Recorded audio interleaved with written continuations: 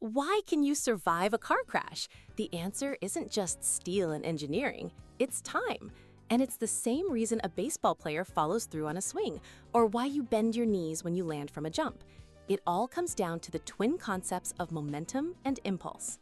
Think of momentum as the brute force of motion. It's simply an object's mass multiplied by its velocity.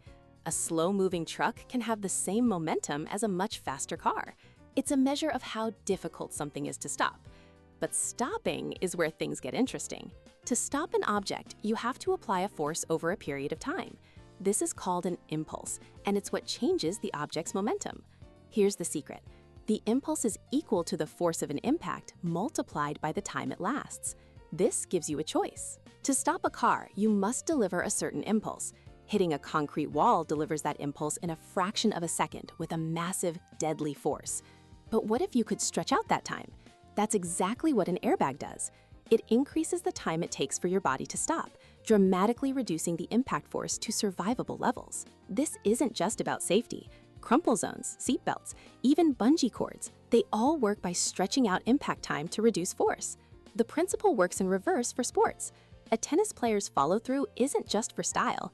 It increases the time the racket is in contact with the ball. More contact time means a greater impulse is delivered, resulting in a much faster serve. So from a rocket launch to a gentle catch, physics is constantly playing with time to manage force. Momentum and impulse dictate the outcome of every hit, kick, and crash, turning potentially devastating impacts into controlled, manageable events.